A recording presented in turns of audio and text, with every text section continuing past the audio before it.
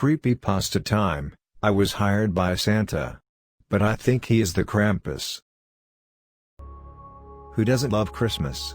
Snuggling under a warm blanket, with a cup of hot chocolate in your hand, putting a cliché Christmas movie on the TV, as the snow falls outside.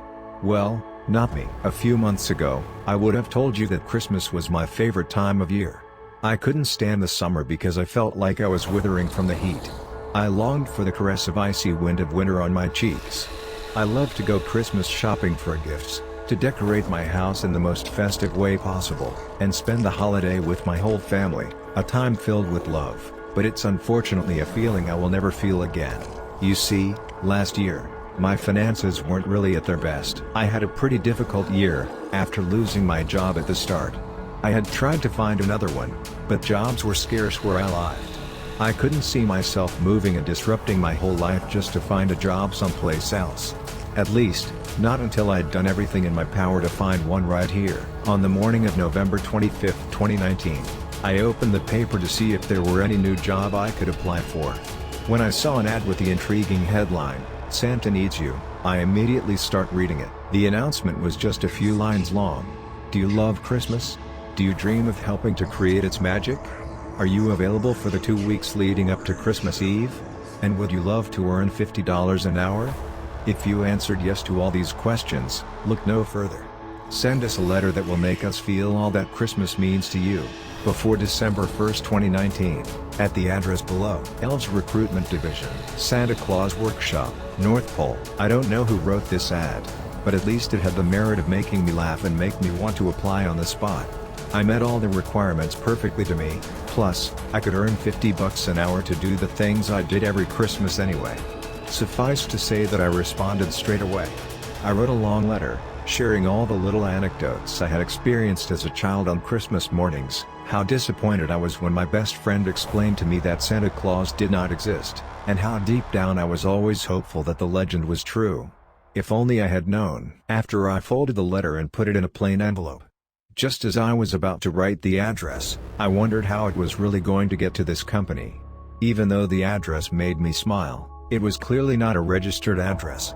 I thought for a little while and I remembered that over the Christmas period, the post office collected all the letters addressed to Santa Claus and sent them to an organization that responded by posing as the chubby old man, also as not to disappoint the children who still believed in them.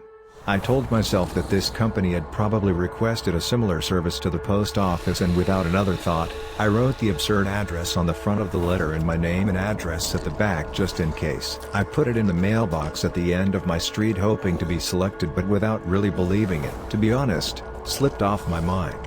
So, when I opened my mailbox later afternoon on December 5th, and found a red envelope with my name and address written in gold, I was very surprised. It wasn't until I turned it over to see who it came from, that it all came back to me. On the back, written in small letters, was the same strange address to which I had sent my recruitment letter. I smiled when I thought that the person who ran this business must really be obsessed by Christmas to make so much effort. I settled down comfortably in my sitting room to open the letter and find out if I was hired. I knew that was the case because the envelope was thick. After opening it carefully, I pulled out 3 sheets of paper that looked like white parchment. On it, everything was written in green ink. Dear Mr. Alan Johnson, we are pleased to announce that you have been selected to work in Santa's workshop as an assistant elf. You will be expected to report for work on December 10, 2019, at precisely 3:45 in the morning. One of our delegated elves will pick you up directly from your home and take you to the workshop. Attached is your employment contract and a list of the rules you must agree to be part of Santa's workforce. Kind regards, the recruitment division of the elves. As I finished reading the first page, I frowned. Of course, I found their attention to detail charming. But it made no sense. What company would ask a new employee to be ready to go to work in an unknown place in the middle of the night? I was beginning to think that this was all a huge prank and that whoever placed the ad must have laughed heartily when someone had been stupid enough to respond. Getting annoyed, I read on to see how far this masquerade was going to go. On the second and the third page, there was a list of rules, each more absurd than the last. Take rule number 3, for example. You agree to stay in Santa's workshop for the entirety of your 2 weeks contract, and there will be no communication with the outside world, under any circumstances. Weird, right? But it was nothing compared to rule number 6. You agree not to speak to other assistant selves whilst on duty, as well as off duty, and will only respond, when spoken to, by higher-ranking elves. I was about to protest out loud as if someone could hear me, when my gaze landed on the 10th and final rule. You agree to have your memory wiped at the end of your contract. I was open-mouthed with surprise as I read the last sentence of the contract, which stipulated that by signing at the bottom of the letter, I accepted not only the post but also all the rules. At the bottom of the page, there was a signature just below the words Mr. Christmas. Yeah, right. If I needed additional proof to tell me that this was all a well-crafted farce, well, there it was. But it did not make me laugh anymore. The reason I applied for the job was because I really needed that money. So, I thought hard about it. As I knew a little law and as Mr. Christmas had already signed the contract, if I signed it too, and sent it back, I might be able to ask for damages if they didn't respect their part of the contract. I signed at the bottom of the page and took a picture of the contract for my own records. I stuck it in an envelope and left it by the front door, ready to post when I woke up the next morning. That night, my sleep was disturbed by nightmares, and the constant back and forth of my cat, Mina, had not helped at all. I heard her cat flap open and close several times. She usually went out around 9 p.m. and did not return until at least lunch the next day. But despite the noise, I ended up falling asleep. When I woke in the morning, I showered, had breakfast, and dressed, ready to post the contract. As I reached the front door, I found that the lamp next to which I had placed the letter the night before was on the floor. The envelope was nowhere to be found. I grumbled to myself, knowing this was down to Mina. That cat had a knack of knocking anything over, especially in her role as the great predator chasing motionless objects inside the house. She must have seen the letter as fair game, knocking over the lamp as she seized her prey. And that was the noise I had heard the night before. After searching every corner of my house and garden for the letter, I was upset and resigned. It was nowhere. I hurried to look at the pictures I had taken of the contract, but strangely they were so blurry that it was unreadable. Without the letter and poor quality photos, I had no choice but to give up. After a night's sleep, and all the energy I had deployed, my desire for revenge was now almost nil. The next few days, I tried to forget all about it, and focus on finding a real job. Despite all the applications I had sent, unfortunately, I received no responses. On the evening of December 9th, after finding once again that I had no reply, I made myself a hot chocolate and lay down on the couch, wrapped in my blanket. I turned on the TV that was right next to the fireplace, and after watching several episodes of my favorite show, I fell asleep. I was sleeping peacefully when I heard a noise that woke me up with a start. When I opened my eyes with a beating heart, I was blinded by a bright, emerald green light that radiated throughout the living room. Still half asleep, I quickly looked around and found that the light was coming from the chimney, above the same fireplace I had not lit for at least 2 days to save wood. Besides, there wasn't even a log in it. I wondered how it was possible, and then why was the light green? Trembling from head to toe, I advanced cautiously towards the fire, and as I was only a few inches away, I heard a voice rising from the chimney. "Alan Johnson? I'm really sorry about the delay. I know I was supposed to be here for 3:45, but let's say I had some problems along the way. Are you ready?" Petrified by what I had just heard, I could not move a muscle. Either I had gone crazy or I was dreaming. In any case, I did not like what was going on at all. When I didn't respond, the voice became faster and much less friendly. "You know what? I don't time for this. As I told you, I'm already late and I still have other people to pick up. If you don't move on your own, I'm going to have to make you move." Hearing his words, I was panicked and instinctively turned around to run away. But as I was running at full speed to grab my phone, I felt something wrap around my waist and pull me back. Looking at what had caught me, I found that it was the loop of a giant candy cane. I screamed. After that, I don't remember much, except for the flashes of green lights and a slight feeling of warmth. I eventually became aware of my surroundings. I lay on a bed in a room completely overrun with Christmas decorations. I don't remember how I got there, and I had no idea where I was. It was as if I had amnesia. I stood up and noticed that I was dressed in green and white woolen pants and sweater. The cliché of a Santa elf's costume. I frowned, trying to remember how I had ended up there. At the same time, I heard the bedroom door open.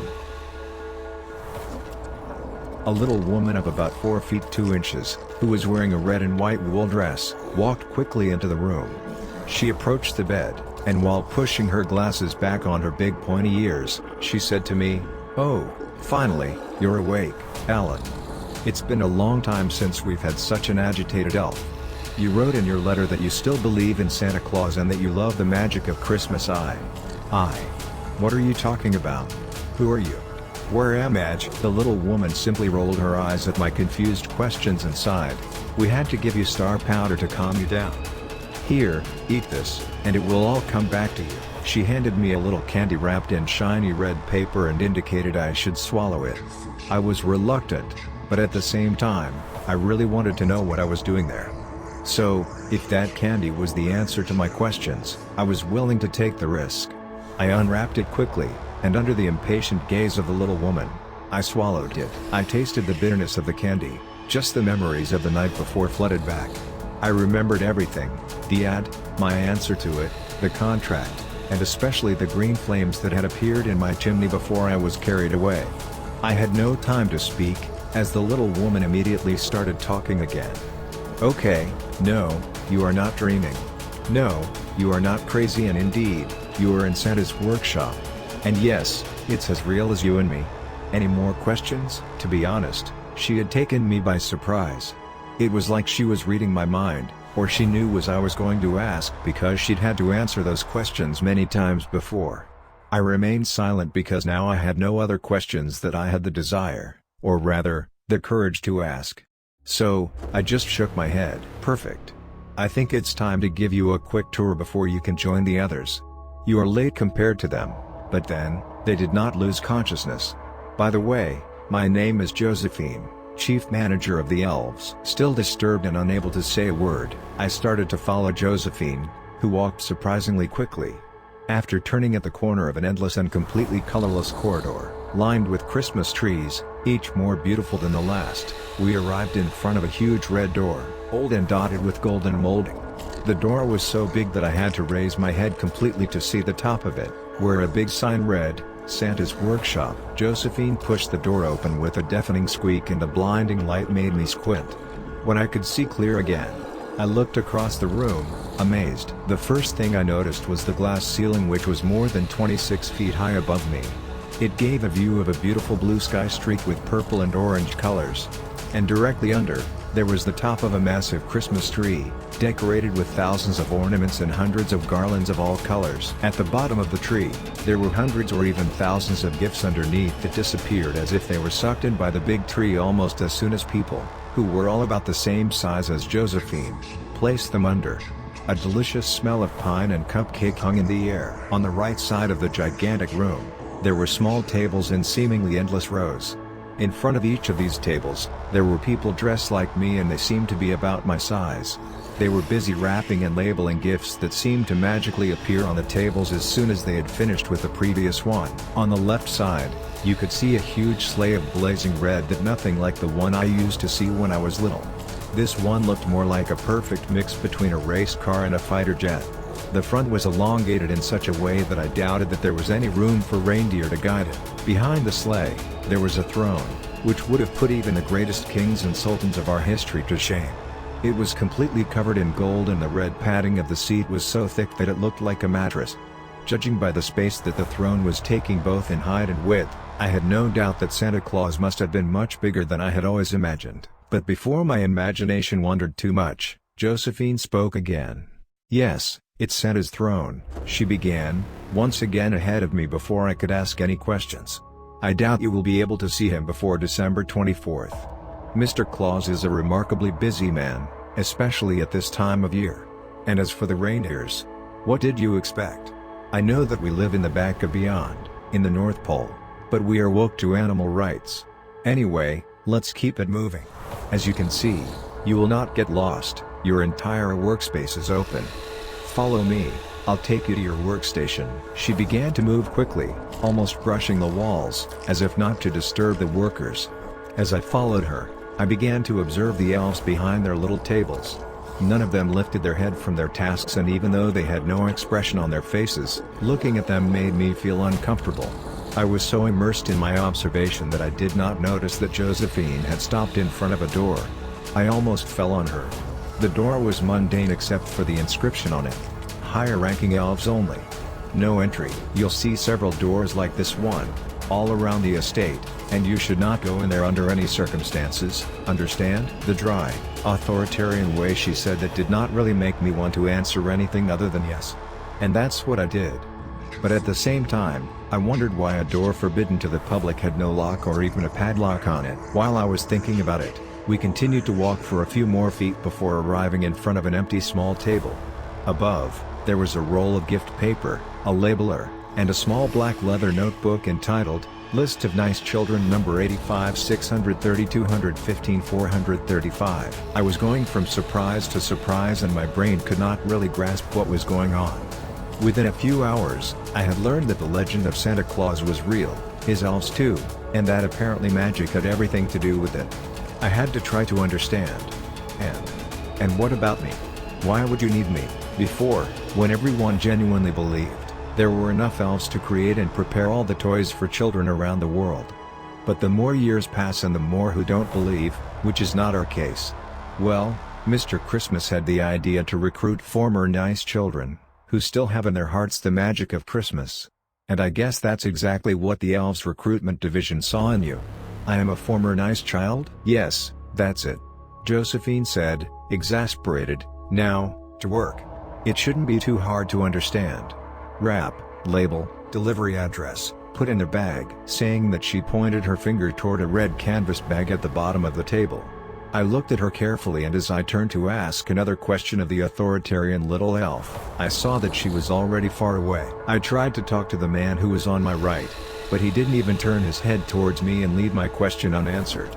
That's when I remembered rule number 6, which said it was forbidden for assistant elves to talk to each other. So, I stood in front of my little table, and a few seconds later, I saw a gift materialize on it, as if by magic. I let out a little cry of surprise and excitement. It was a simple doll. I grabbed the gift wrap and finished the wrapping at an incredible speed. It was as if I had a power that I did not know of. I then grabbed a label and looked at the first name that appeared in the notebook, Lee Nuri. Shiwon Apartment, 47,261, Busan, South Korea. I carefully noted it, and when I finished, I put it in the bag at my feet. Automatically, another gift appeared on the small table. And it went on like this until the evening. I hardly managed to find the way to my room. I arrived at my room exhausted, and when I opened the door, I had the pleasure of finding a meal tray filled with all the little Christmas dishes I loved.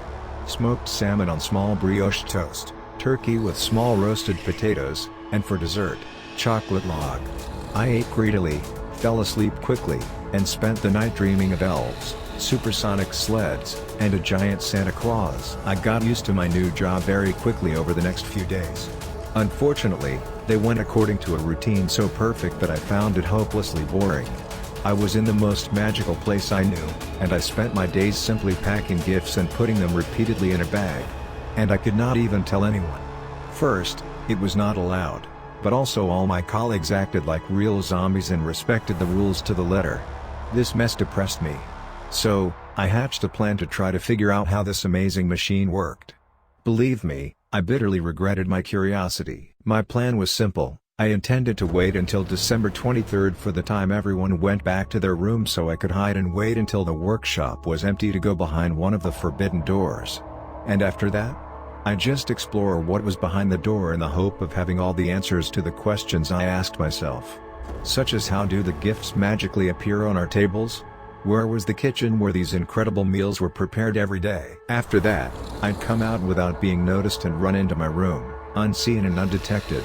Infallible, isn't it? Well, if you answered no and imagine anything that could go wrong. You are much more realistic and intelligent than I am. Even though, in my defense, the place I was in seemed so cute and good-natured that I did not really think I would get into much trouble. After all, if they did not want any unauthorized people to go behind those doors, why did they take the risk of not locking it? So, I waited impatiently for December 23rd, taking advantage of the days I had left to observe as much as possible what was going on around me and memorize the place by heart. During that time, I noticed the most important thing for my plan. The fact that one of the doors was much less crowded than the others. It was the one that was just behind the entrance to the workshop not far from Santa's throne. And I knew that is where I had to try. During the day of December 23rd, I worked without really paying attention to what I was doing. I was too stressed at the thought of not being able to do what I had planned. The paranoia won me over and I felt like everyone knew what I was going to do. But I think it was my weird behavior that intrigued them, because even Josephine came to ask me if I was sick. I quickly said no and that I had just slept badly the night before. At the end of the day, as I saw everyone tidying up their workstations and gathering to go to the dormitories, I began to feel my heart beating so hard in my chest that I felt like it was visible under my thick woolen sweater. I walked slowly, taking good care to be a little bit behind the group, eyes riveted straight in front of me, trying to act as naturally as possible. And when we had finished passing through the workshop huge door, I slipped discreetly behind one of the Christmas trees that lined the long white corridor. With my heart still beating at full speed and cold sweats flowing down my neck, I waited with patience and excitement until nobody passed by and there was silence. I do not know exactly how long it had been, but traffic in the hallway stopped and everything around me had become almost embarrassingly silent. I took several deep breaths to give me the courage to take the first step out of my hiding place. And despite the fear I had of being discovered, I finally got out. I walked to the door, grabbed the handle, and pushing the door, I prayed with all my heart that first, there was really no one in the workshop, and secondly, that the sound of the door wouldn't be heard by anyone. Luckily for me, my prayer was heard, because the workshop seemed completely empty, and since I had opened the door just enough to let my body go through, the noise it had made was minimal. I closed it softly behind me, and when I turned around, I was able to take in the beauty of the workshop in the evening.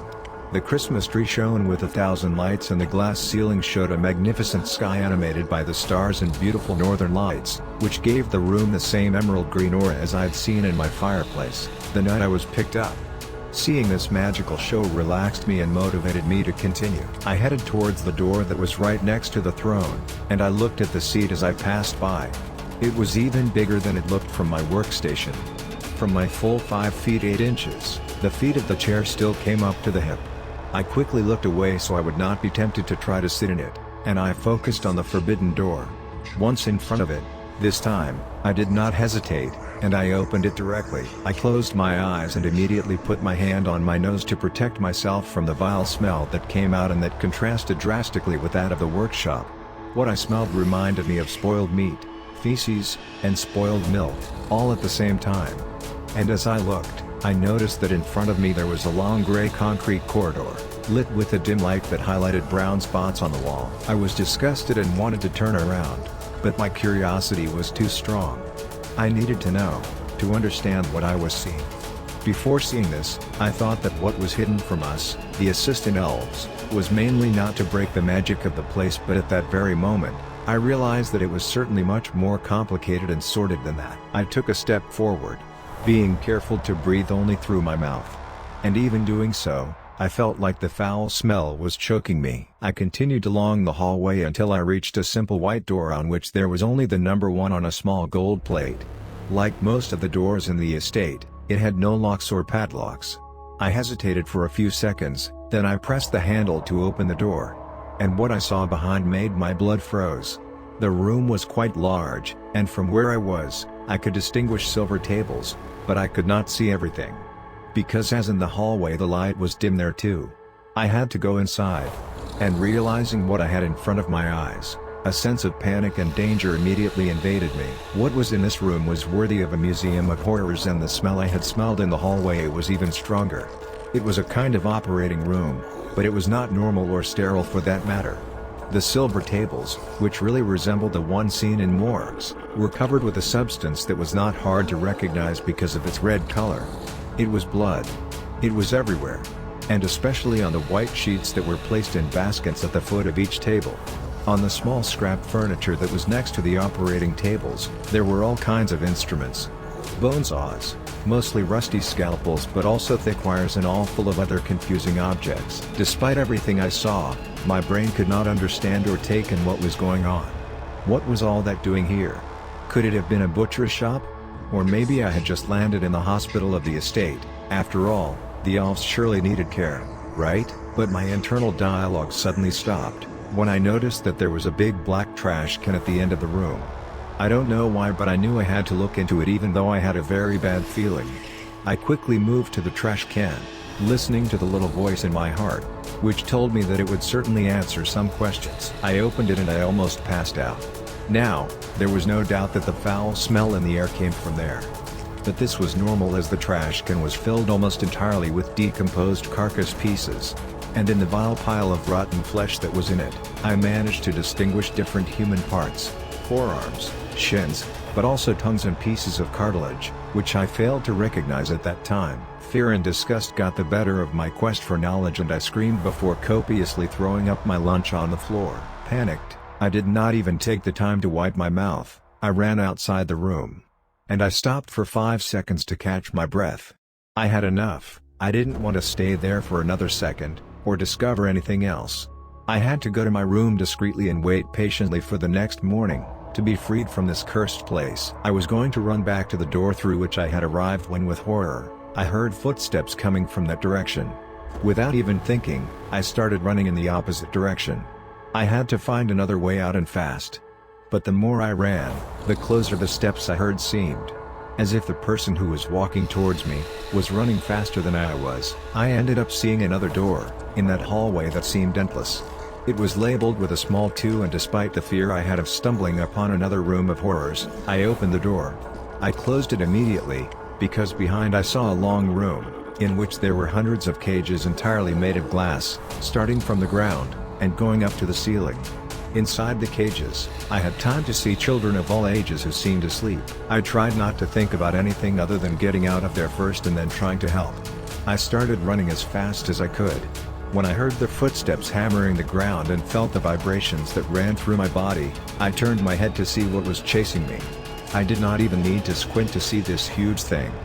It was humongous and had to be more than 10 feet high. Even looking for a split second, I had time to notice that his body was covered in hair, that his head had the appearance of a goat with horns, and that strangely, this thing was wearing exactly the same costume as Santa Claus, which almost made him look grotesque. The adrenaline rush caused by this vision of horror made me run even faster, and I quickly arrived at door number 3. I got inside thinking that what was behind it could not be worse than the monstrosity that was chasing me. The room was much larger than the others and darker, too. It consisted of what appeared to be rows of bunk beds. And I knew I had landed in a dormitory. Even if I didn't want to, I couldn't help but wonder who was sleeping in it. I moved fast to try to reach the back of the room, and when I finally succeeded, I hid behind one of the beds. As I tried to catch my breath and try not to be spotted by the creature that was about to arrive, I held back a cry of surprise when I saw a head appeared over me, on the side of the bed. As it was dark, I could only distinguish his silhouette, and when I saw it, I was sure that it was over for me. The sharp ears I saw made me believe that I had fallen into the dormitory of the higher rank elves. But I quickly realized that this was not the case, when I saw a small match light up dimly, just between the two of us. Thanks to the flickering flame, I was able to see clearly what was standing in front of me. It was an elf, an incredibly old elf, or at least, it looked like the idea of how people would describe one. A small size, pointy ears, and tiny limbs. However, it was clear that this was not natural. His ears appeared to have been coarsely cut with scissors, his arms and legs gave the impression that they had been separated, cut, and shortened before being roughly reattached. I was surprised by his appearance, but something told me that I could trust him, so I quickly whispered, "I beg you. You must help me.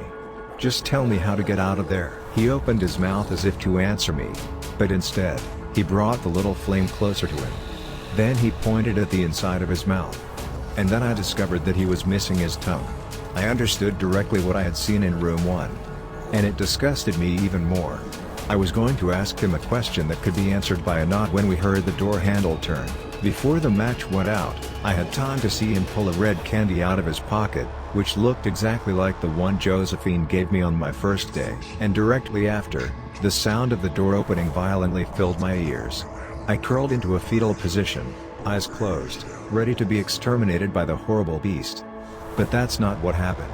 What happened was that I heard a perfectly normal voice right next to me. "Alan, Alan, Alan. I just said yesterday that you really were one of my favorite former nice children." Someone sighed.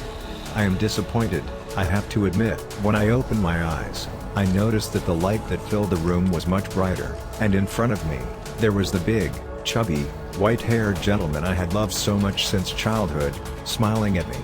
Seeing him immediately made me relieved, and I stood up, ready to tell him all the nightmarish moments I had just spent. "Oh my God, I'm so relieved to see you, you have to help me.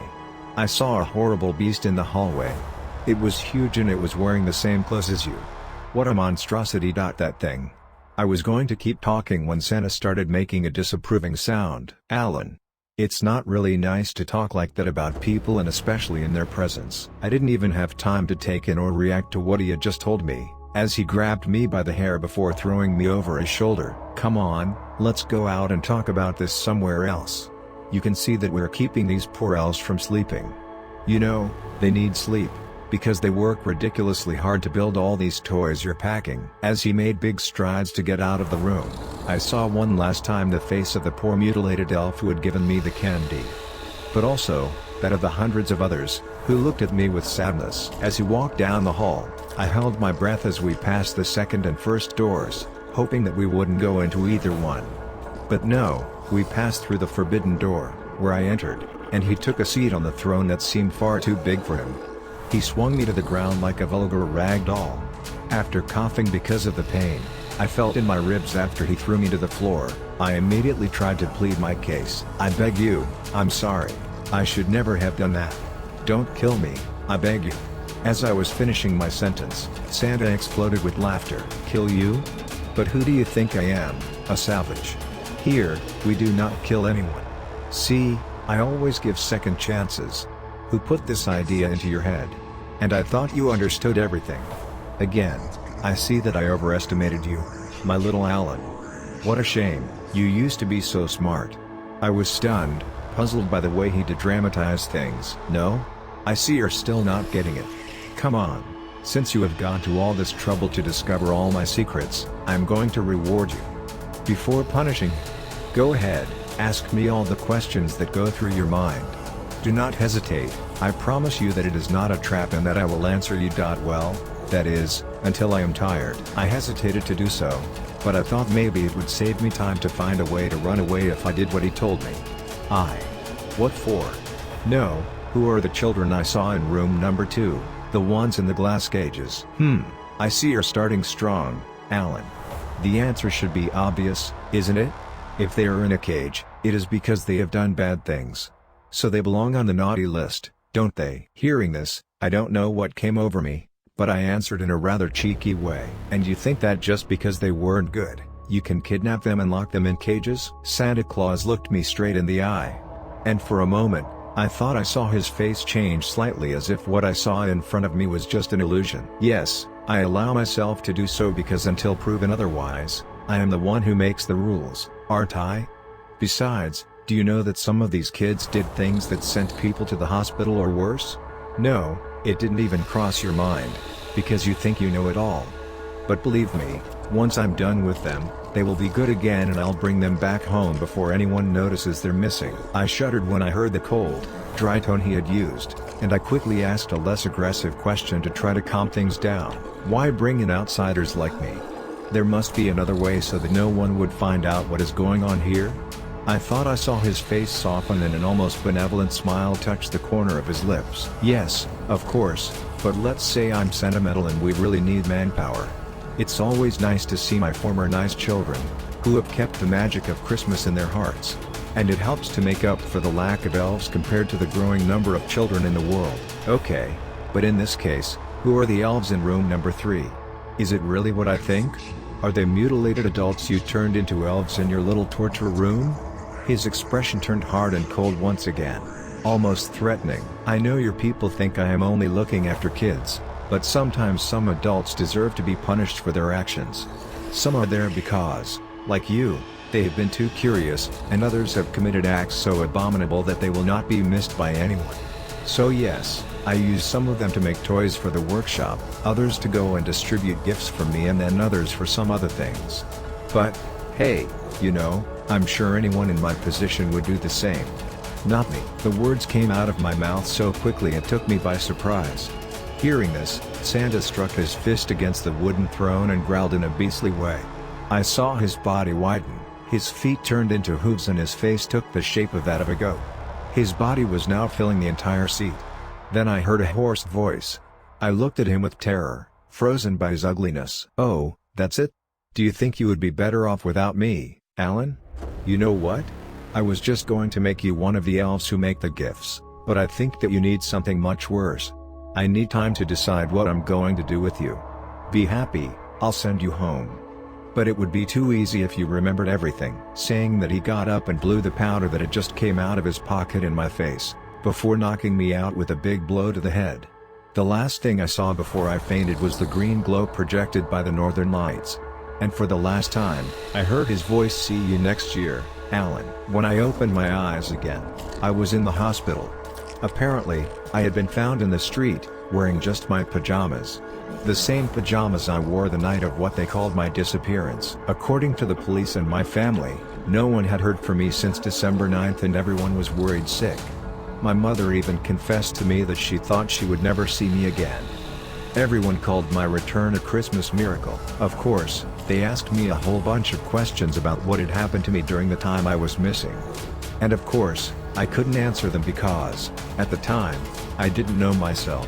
But after the police stopped questioning me, promising to help me find out what happened, and after the hospital diagnosed me with traumatic amnesia, I was able to go home. When I opened the plastic bag to put my only personal effect in the washer, my pajamas, I felt something in my pocket.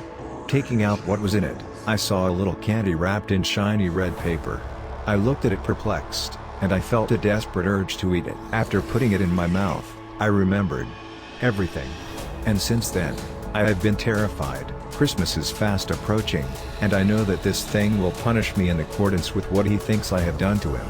And I must confess that the only reason I cannot end my life to avoid what's coming is the memory of all those children and all those mutilated elves who are trapped in this monster's fortress. After searching, I still do not know if this thing is Santa Claus, the Krampus, or even a clever mix of the two. But one thing is for sure, since I remember everything, I have an advantage over him, and I intend to use it to save everyone. This Christmas.